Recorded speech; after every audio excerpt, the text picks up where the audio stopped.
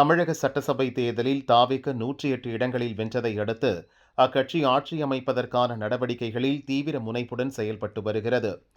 பெரும்பான்மைக்கு 10 எம்எல்ஏக்கள் ஆதரவு தேவை என்ற நிலையில் காங்கிரஸ், கம்யூனிஸ்டுகள், விசிக உள்ளிட்ட கட்சிகளின் ஆதரவை பெறும் முயற்சியை தாவேக தலைமை மேற்கொண்டது.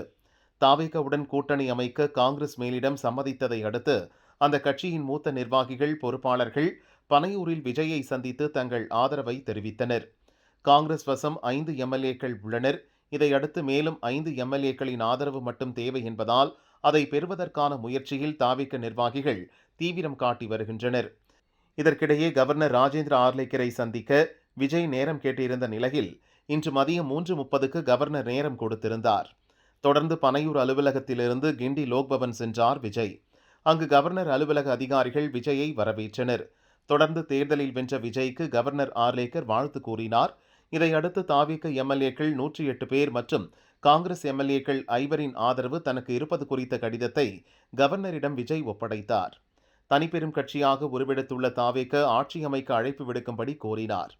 அவருடன் தாவேக எம்எல்ஏக்கள் செங்கோட்டையன், ஆனந்த், ஆதவர்ஜுனா உள்ளிட்டோர் உடனிருந்தனர். சென்னை தலைமைச் செயலகத்தில் முதல்வர், அமைச்சர்களின் அறைகள் தயாராகி வரும் நிலையில் தற்காலிக சபாநாயகர் தேர்வு குறித்தும் புதிய எம்எல்ஏக்கள் பதவியேற்புக்கான நடவடிக்கைகள் குறித்தும் சட்டசபை செயலருடன் தாவேக எம்எல்ஏ செங்கோட்டையன் ஆலோசனை நடத்தினார். இந்நிலையில் புதிய அரசின் பதவியேற்பு விழாவுக்கான ஏற்பாடுகள் சென்னை நேரு உள் விளையாட்டு அரங்கில் நடைபெற்று வருவதாக தகவல் வெளியாகியுள்ளது.